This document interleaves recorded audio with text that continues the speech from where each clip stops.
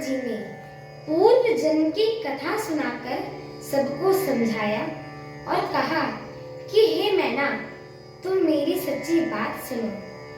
तुम्हारी लड़की साक्षात जगत जननी माता भवानी है।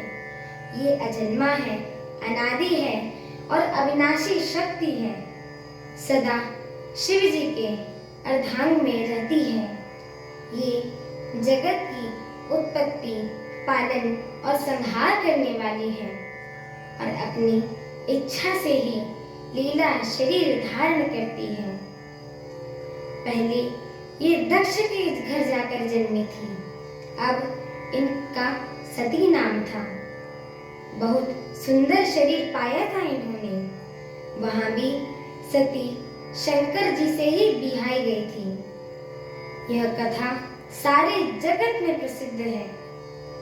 एक बार इन्होंने शिव जी के साथ आते हुए राह में रघुकुल रूपी कमल के सूर्य प्रभु श्री रामचंद्र जी को देखा था।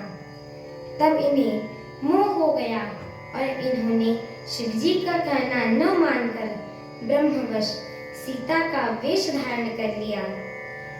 सती जी ने जो सीता का वेश धारण किया, उसी अपराध के कारण शंकर जी ने उनको त्याग दिया।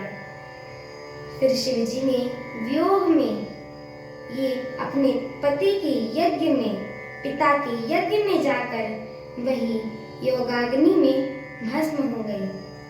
अब इन्होंने तुम्हारे घर जन्म लेकर अपने पति के लिए कठिन तप किया है। ऐसा जानकर संदेह छोड़ दो।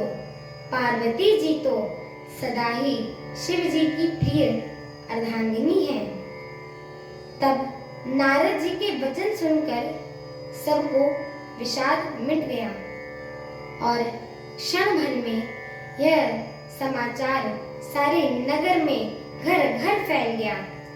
तब मैना और हिमवान आनंद में मग्न हो गए और उन्होंने बार बार पार्वती के चरण कमलों की वंदना की। स्त्री, पुरुष, बालक, युवा और वृद्ध, नगर के सभी लोग बहुत ही प्रसन्न हुए।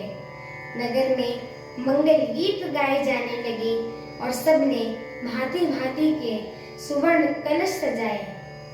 पाक शास्त्र में जैसी रीति है, उसके अनुसार अनेक भांति के जोनार हुई, रसोई हुई। जिस घर में स्वयं माता भवानी रहती हों, वहां की जोनार भोजन सामग्री का वर्णन कैसे किया जा सकता है। हिमाचल ने आदर पूर्वक सब बारातियों को विष्णु, ब्रह्मा और सब जाति के देवताओं को बुलवाया। भोजन करने वालों की बहुत सी पंगतें बैठी। चतुर रसोइये परोसने लगे। स्त्रियों की मंडलियां देवताओं को भोजन करते जानकर कोमल वाणियों से गालियां देने लगी। सब सुंदरी स्त्रियां मीठे स्वर में गालियां देने लगी और व्यंग भरे वचन सुनाने लगी। देवगण विनोद सुनकर बहुत सुख का अनुभव करते हैं, इसीलिए भोजन करने में बड़ी देर लगा रहे हैं।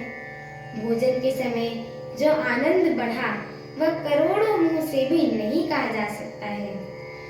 भोजन कर चुकने पर सबने हाथ मुंह धुलवाकर पान दिए गए।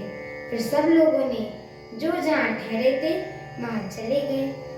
फिर मुनियों ने लौटकर हिमवान को लग्न अर्थात लग्न पत्रिका सुनाई और विवाह का समय देखकर देवताओं को बुलावा भेजा। मेरी आगे की कथा सुनने के लिए मेरे चैनल को लाइक, शेयर, सब्सक्राइब एवं कमेंट अवश्य करें। बोलिए सियावर रामचंद्र की जय हो। पवन सुत हनुमान की जय हो। जय श्री राम। जय श्री राम।